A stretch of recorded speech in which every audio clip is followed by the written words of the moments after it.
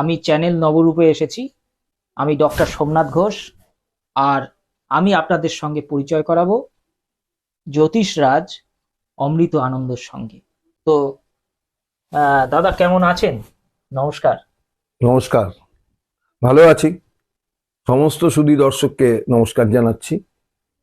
আহ, আমার একটা জিনিস একটু আগ্রহ ছিল হুম, জানার। হুম। তো এই যে 2025 সামনে আসছে, তো এই বর্ষটা কেমন যাবে আপনি যদি একটুখানি আমাদের দর্শকদের জন্য একটু বলেন। প্রথমেই আপনাকে আহ, বলি যে আপনি পরিচয় দিলেন দর্শকদের কাছে ডাক্তার বলে। ডাক্তার সঞ্চালক প্রশ্ন করেছেন 2025 কেমন যাবে। এই প্রশ্নটা মানে উত্তর দিতে গেলে যদি ঠিক মতো জ্যোতিষের ব্যাখ্যা করি, তাহলে সুধী দর্শক আপনারাও জেনে কষ্ট পাবেন যে এটা বলতে গেলে কিন্তু একটা এপিসোডের পর এপিসোড করা উচিত চ্যানেল কর্তৃপক্ষ। কিন্তু চ্যানেল কর্তৃপক্ষের হাতেও তো একটা নির্ধারিত সময় থাকে, এটাও বুঝতে হবে। বা আমাদের কাছে সেই নির্ধারিত সময়টা চ্যানেল কর্তৃপক্ষ বেঁধে দেন। সেখানে দাঁড়িয়ে আমি একটু সংক্ষেপে উত্তর দিতে চাইছি। 2024 যে অবস্থার মধ্যে দিয়ে আমরা কাটালাম, মানে আগুন জিনিসপত্রের দাম, চতুর্দিকে একটা হাহাকার, চাকরি নেই। আপনারা ইতিমধ্যেই জেনেছেন যে ভারতবর্ষ কেন, এই বেকারির সমস্যাটা কিন্তু সারা বিশ্বে আজকে চলছে। বেকার এবং কাজ নেই, কাজ খুঁজছে মানুষ, কাজ পাচ্ছে না। এই একটা অবস্থা চলছে 2024, যা শেষ হতে যাচ্ছে। আর 25-26 দিনের ব্যাপার হবে যখন টেলিকাস্ট হবে এটা, সেইখান থেকে ধরে বলতে পারি 25-26 দিন আর বাকি আছে 2024, যা আমাদের জীবনে আর কখনো ফিরবে না। চারিদিকে একটা মাৎসন্যায় চলছে, ভারতবর্ষে তো চলছে। সেখান থেকে মানুষ একটা সংগ্রামের পথ পাবে। আপনি যদি সংখ্যাতত্ত্ববিদদের কথা ধরেন, 2024-কে যোগ করলে পাওয়া যায় 8। সেটাকে আমরা অশুভ বর্ষ বলেই চিহ্নিত করেছি জ্যোতিষশাস্ত্রে। আমি তো করেছি। 2025 মানে সেটা যোগ করুন 9। মঙ্গল মঙ্গল সংখ্যায় আসছে। এই মঙ্গল কি করে? যুদ্ধ থাকবে। যুদ্ধ শুধু এই দেশের সঙ্গে ওই দেশ বা এই দলের সাথে ওই দল নয়। যুদ্ধ মানুষের জীবন এবং যাপন। জীবন আর যাপন কথাটা আমরা একসাথে বললেও কি হয়, জীবন একটা, জীবন কিন্তু প্রত্যেকের নিজের, যাপন কিন্তু অনেক কষ্টকর। সেই যাপনার দিক থেকে কষ্ট আবার থাকবে, স্ট্রাগলিং, মঙ্গল মানেই তো লড়াই, সেই লড়াই থাকবেই। কিন্তু তার মধ্যে দিয়েও এইরকম একটা হাওয়াকার, এটা কিন্তু আস্তে আস্তে ধীরে ধীরে কমে যাবে। এইটুকু আপাত দৃষ্টিতে বলতে পারি। মিশ্র শুভ অশুভ ফলের উপর দিয়ে 2025 যাবে, এটা আমার মতে। আমার একটি প্রশ্ন ছিল। প্রশ্নটা মানে আমরা জেনে এসেছি বা শুনে এসেছি যে রাশিফল, এই রাশিফলটা 2024-এ যেটা ছিল সেই ফল কি একই থাকবে 2025-এও? আপনি যদি এই ব্যাপারে একটুখানি আলোকপাত করেন। আবার একটি কঠিন প্রশ্ন। এই কঠিন প্রশ্ন উত্তর দেওয়াটাও আমার দায়িত্বের মধ্যে পড়ে। 2024-এ আমরা যে যে রাশির মানুষ, আপনারাও যে যে ফল পেয়েছি, সঞ্চালকের প্রশ্ন 2025-এ কি তা পাবো? না, তা পাবেন না। এটা যেমন বললাম, এটাও কিন্তু একটা আপেক্ষিক কথা। উনি ডাক্তার, উনি যেমন একটা মেডিকেল টেস্ট করেন, মেডিকেল টেস্ট করে একটা সিদ্ধান্তে উপনীত হন। আজকের বিজ্ঞানের যুগে মেডিকেল টেস্টের অনেক রকম উপায় বেরিয়েছে। তেমনি জ্যোতিষীদের কাছে মেডিকেল টেস্ট কিন্তু পুরো, একজনের রাশি হয়তো মীন রাশি, কিন্তু তার লগ্ন দেখা যাচ্ছে মিথুন, লগ্নের বিচার। এবং তার সাথে সাথে কলিযুগে যেটা আমরা ব্যবহারিক জ্যোতিষে পাচ্ছি, নক্ষত্র বিচার, এটা করার দরকার আছে। তবেই না একটা মীন রাশি সম্বন্ধে আমি বলতে যাচ্ছি, বা মেষ রাশি সম্বন্ধে বলতে যাচ্ছি, রাশিচক্রের 12টা রাশি সম্বন্ধে বলতে যাচ্ছি, আমরা কিন্তু রাশির উপর কি গ্রহের এফেক্ট পড়ছে সেটাই বলছি, কিন্তু তার কিন্তু লগ্নটা কিন্তু যদি আলাদা হয়, এবং আলাদাই সব ক্ষেত্রে বেশিরভাগ হয়, যদি দেখা যায় যে মেষ লগ্ন মেষ রাশি, আমরা বলি লগন চাঁদা, মানে লগ্নে চাঁদ ছিল।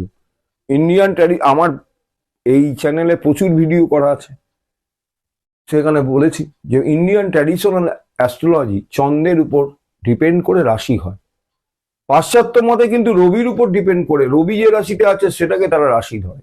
কিন্তু ইন্ডিয়ান ট্র্যাডিশনাল অ্যাস্ট্রোলজিরা বহু যুগ যুগ ধরে চলছে, এবং এটাও আপনাদের বলেছি, এটাই কিন্তু এই ইন্ডিয়ান অ্যাস্ট্রোলজার, ট্র্যাডিশনাল অ্যাস্ট্রোলজারদের মত। বাইরের দেশ আজকে একটা স্বাধীন সার্বভৌম রাষ্ট্র বাংলাদেশ সেটাই ফলো করছে। আপনি যদি দেখেন আফগানিস্তানের কোনো জ্যোতিষী পেয়েছেন, সেও কিন্তু ইন্ডিয়ান ট্র্যাডিশনাল অ্যাস্ট্রোলজিকে ফলো করছে। আপনি যদি দেখেন পাকিস্তানে কোনো অ্যাস্ট্রোলজারকে, প্রত্যেক দেশে অ্যাস্ট্রোলজার আছে, আমি যত জানছি তত অবাক হয়ে যাচ্ছি। সেখানেও অ্যাস্ট্রোলজির চর্চা হচ্ছে। তো সেখানেও এই ইন্ডিয়ান অ্যাস্ট্রোলজি যেটা রয়েছে, সেখানে লগ্ন, রাশি এবং কলিযুগে নক্ষত্র। এখন শনি একাদশে আছে কাউর, সে হয়তো মেষ লগ্নের লোক, তার রাশি হয়তো মকর, তো মেষ লগ্নের একাদশে মানে শনিটা নিজের ঘরেই আছে। এবং কোন নক্ষত্রে আছে শনি, ওই ঘরে, এই যে বলছি যে কুম্ভ রাশি তো একাদশ হচ্ছে মেষ লগ্নের, মীন রাশি হচ্ছে দ্বাদশ। কোন নক্ষত্রে আছে, 23, 24 না 25, ওই ঘরে তিনটেই নক্ষত্র হয়। দেখুন 23-এর শনি যে ফল দেবে একাদশে থেকে, 24-এর শনি সেই ফল কিন্তু দেবে না। ধরুন কারোর মেষ লগ্ন কুম্ভ রাশি, তার নক্ষত্র হয়েছে 24, মানে শতভিষা নক্ষত্র, রাহুর নক্ষত্র। আবার দেখুন ওই ঘরেই 25 নক্ষত্র পাচ্ছি, ওর প্রথম ভাগটা পাচ্ছি, প্রথম ভাগ মানে 25-এর প্রথম ভাগ পাচ্ছি, কিন্তু কুম্ভেতে শনির ক্ষেত্রে বৃহস্পতির নক্ষত্র 25, সেই ফল কিন্তু আর একটু পাল্টে যাবে। এগুলো ম্যাটার করে। আমি ধীরে ধীরে আসবো সেটা সঞ্চালকের প্রশ্ন নিয়ে। তো এতক্ষণ আমরা শুনলাম যে রাশির ফল ইত্যাদি, এবং তার সঙ্গে আরেকটা জিনিস আমরা জানতে পারলাম যে লগ্ন এখানে একটা গুরুত্বপূর্ণ জায়গা রয়েছে। তো এখন আমার একটা প্রশ্ন রয়েছে যে অমৃত আনন্দের কাছে, যে বলুন। আপনি যদি একটুখানি বলেন যে বর্তমানে অ্যাস্ট্রোলজিতে, জ্যোতিষবিদে কি কি উন্নতি ঘটেছে, বা সেটার সঙ্গে কিভাবে মানুষ কিভাবে তাল মিলিয়ে চলছে, সেই বিষয়টা যদি একটুখানি বলেন। আমি একটি অন্য মিডিয়ায় সম্বন্ধে খুব উৎফুল্ল ছিলাম। আমার জীবনের অনেক কিছু সাধনা সেখানে ঘিরে ছিল, কিন্তু চ্যানেল নবরূপ যখন আমাকে সুযোগ দিল, আমি দেখলাম যে সেখানে প্রচুর ভিউজ, প্রচুর প্রশ্ন, প্রচুর, সবাই অনেকেই বলছেন যে ভালো হচ্ছে প্রোগ্রাম। তাহলে মানুষ কিন্তু সম্পৃক্ত হয়ে গেছে অ্যাস্ট্রোলজির সাথে। সেক্ষেত্রে যে খুব উন্নত মানের প্রশ্ন, যে অ্যাস্ট্রোলজি আজকের এই বিজ্ঞান, সত্যিই তো আজকে আমরা স্পেস এনার্জি কাজে লাগাচ্ছি, আমরা এআই টেকনোলজি কাজে লাগাচ্ছি, সেখানে অ্যাস্ট্রোলজি কিভাবে উন্নত হলো, কিভাবে, সেটা যদি বলতে হয়, শুধু দর্শক এটা জেনে খুশি হবেন যে আমরা এমন একটি যুগে পৌঁছে গেছি, যে যুগে আমরা আজকে কম্পিউটারাইজড হরোস্কোপ পাচ্ছি। প্রথম উন্নতি। কেন?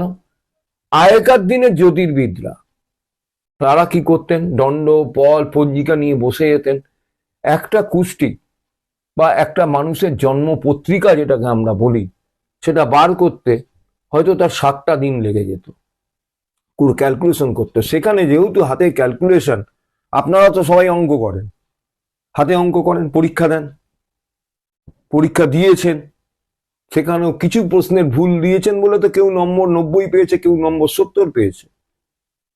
তার মানে কষতে গেলে কিন্তু ভুল হবেই। সেখানে কম্পিউটার কিন্তু আমাদের ঠিকঠাক ডিগ্রি, যে ডিগ্রি থেকে আমরা নক্ষত্রের বিচারের কথা বলেছি আমি কিছুক্ষণ আগে, আমরা নক্ষত্রটাকে বের করতে পারি যে এটা অমুক নক্ষত্রে আছে, এখন জ্যোতিষশাস্ত্রে 27টি নক্ষত্র, আরেকটি নক্ষত্রের কথা বিজ্ঞানীরা বলেছেন, কিন্তু জ্যোতিষ শাস্ত্র সেটা ইন্ডিয়ান বলুন পাশ্চাত্য বলুন কেউই মানছে না। অভিজিৎ নক্ষত্র, আমাদের 27টি নক্ষত্র নিয়ে অশ্বিনী থেকে রেবতী 27টি নক্ষত্র, তাই দিয়ে কিন্তু আমাদের জ্যোতিষিক বিচার। তো আজকে এই যে আমরা বিচার করতে শিখেছি, এবং আজকের অ্যাস্ট্রোলজাররা অনেকেই বলছেন, অনেকে এখনো বলছেন না, কিন্তু অনেককে দেখে লাভ নেই, কিন্তু অনেকেই বলছেন নক্ষত্র আপনার কোথায় আছে। বুঝলাম তো আপনার একাদশে শনি আছে, আপনি তো রাজা হওয়ার কথা, বা আপনার গাড়ি বাড়ি নিয়ে চলার কথা, আপনার গাড়ি বাড়ি নেই, আপনি পথের ভিখিরি হয়ে আছেন, ধরতে গেলে কি আপনি সবজি বিক্রি করছেন রাস্তায় বসে। হ্যাঁ, সেটা তো আপনার হওয়ার কথা ছিল না। সেক্ষেত্রে জ্যোতির্বিদরা দেখছে তার নক্ষত্রটা পজিশনাল ঠিক নেই, মানে যে স্থানে যেখানে যে গ্রহ পেয়েছে তাই পজিশনটা সেই লগ্নের জন্য বা সেই রাশির জন্য, তার যদি আলাদা রাশি হয় কখনোই ঠিক নেই।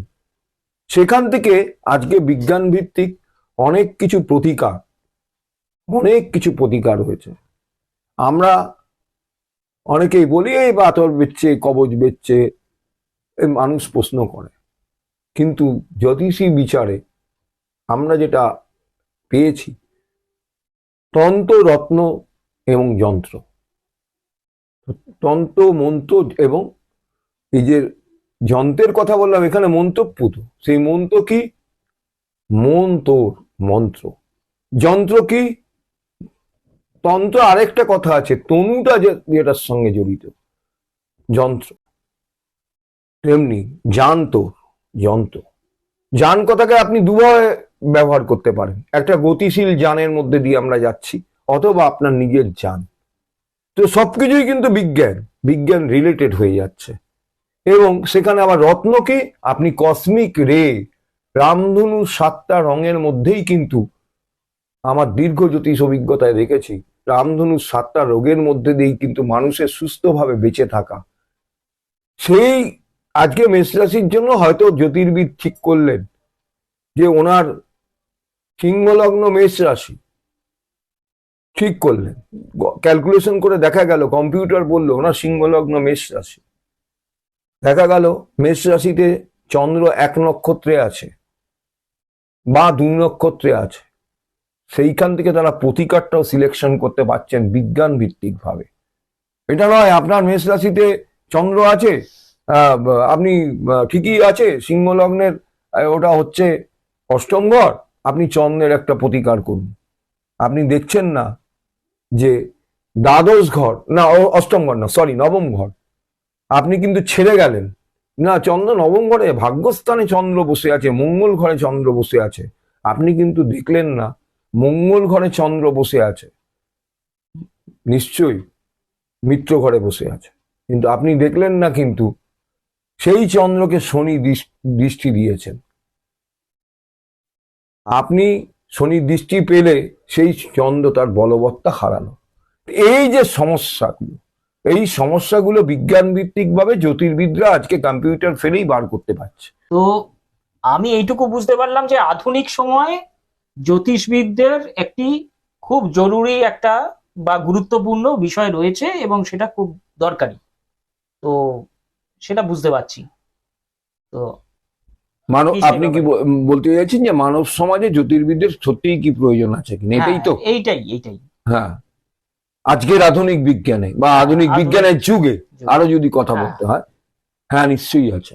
আমি দর্শকদেরকেও বলতে চাই, আমি শুধু দর্শকবৃন্দ যারা আমাদের চ্যানেল নবরূপের পর্দায় রোজই জ্যোতিষ অনুষ্ঠান দেখছেন, তাদেরকেও বলতে চাই, আপনি দয়া করে আপনার জন্মপত্রিকা কোনো সেরা জ্যোতির্বিদ, ভালো জ্যোতির্বিদকে দিয়ে, সেরা বলাটা ভুল, সকলেই বলবো আমরা সেরা, তা নয়, ভালো জ্যোতির্বিদকে দিয়ে আগে আপনার জন্মপত্রিকা বানান, জন্মপত্রিকা বানিয়ে নিন। আপনি দেখবেন আপনার জীবনের সাথে অনেক কিছু মিলে যায়, আপনার পূর্ব জীবন, আপনার বর্তমান জীবন, আপনার ভবিষ্যৎ জীবন। একটা হরোস্কোপ দেখে বলা যায় আপনার পূর্ব জীবনটা খুব খারাপ ছিল, পূর্ব জীবনটা আপনি খুব দরিদ্র অবস্থার মধ্যে কাটিয়েছেন, সেটা তো সে কাটিয়েই ফেলেছে, সেটা নিয়ে আর টেনে লাভ নেই। মানুষ জানতে চাইছে আমি আজকে কি করব, সেটাও নিখুঁতভাবে বলা যায় যদি আমরা ঠিক মতো অধ্যয়ন করতে পারি। আপনাদের কাছ থেকে যদি সহযোগিতা পাই যে হ্যাঁ আপনারা একটা ভালো হরোস্কোপ এনে দিয়েছেন কোনো জ্যোতির্বিদের কাছে, তো আমার কাছে ছেড়ে দিন, ভালো জ্যোতির্বিদের কাছে নিয়ে প্রশ্ন করেছেন যে আমার এখন বর্তমান সময়টা খারাপ যাচ্ছে, আপনি বলুন যে আমি কি করলে এর মুক্তি পাবো, আমার পূর্ব জেনেও লাভ নেই, ভবিষ্যতে আমি রাজা হব না ফকির হব সেটা জেনেও লাভ নেই, আমি বর্তমান দিনে ঠিক মতো বেঁচে থাকতে পারবো কিনা, এর জন্য দরকার একটা সঠিক হরোস্কোপ। সঠিক হরোস্কোপ আমি জানি না যে সঞ্চালক যিনি সঞ্চালনা করছেন আজকে একজন ডাক্তার। এতক্ষণ আমরা শুনলাম জ্যোতিষরাজ অমৃতানন্দের নানাবিধ কথা, যেটা জ্যোতিষ সম্পর্কে আমাদের খুব সমৃদ্ধ করলো। এবং 2025 সাল কেমন যাবে সেই সম্পর্কেও উনি বিস্তারিত আলোচনা করেছেন, অনেকটাই আলোচনা করেছেন। আরো বিস্তারিত আলোচনা করার জন্য বা পরবর্তীকালে হয়তো আবার দেখা হবে। কিন্তু এই যে এই ধরনের ভালো প্রোগ্রাম বা ভালো অনুষ্ঠান দেখার জন্য আপনারা অতি অবশ্যই চ্যানেল নবরূপের এই যারা এই চ্যানেলটির প্রোগ্রাম দেখেছেন, চ্যানেল নবরূপের প্রোগ্রাম দেখেছেন, তারা অতি অবশ্যই লাইক, শেয়ার এবং সাবস্ক্রাইব করবেন। আর যারা দেখেননি তাদেরকেও অনুরোধ করব যে আপনারা অতি অবশ্যই এটা সাবস্ক্রাইব করুন। আর যাদের কোনো প্রশ্ন, যদি কারুর কোনো প্রশ্ন থাকে, তাহলে তারা অতি অবশ্যই ফেসবুক পেজ, সেখানে আপনারা নানান প্রশ্ন রাখতে পারেন, আমাদেরকে ইমেল করতে পারেন, আমাদের হোয়াটসঅ্যাপ নাম্বারে যোগাযোগ করতে পারেন, আমাদের ফেসবুক পেজ লাইক করে সেখানেও কমেন্টস করতে পারেন। আমরা যথাযথ তার উত্তর দেওয়ার চেষ্টা করব এবং আরো ভালো অনুষ্ঠান নিয়ে আগামী দিন আসব। এই কথা বলে আমরা অনুষ্ঠানটি এখানেই শেষ করছি। আমাদের ইউটিউব চ্যানেল লাইক করে, সাবস্ক্রাইব করে, কমেন্টস করে আরো দ্রুত মানুষের মধ্যে ছড়িয়ে দিতে পারেন চ্যানেল নবরূপের কথা। আমি একসাথে সঞ্চালককে নিয়ে নমস্কার, আপনাকে অনেক ধন্যবাদ, চ্যানেল নবরূপকে অনেক ধন্যবাদ।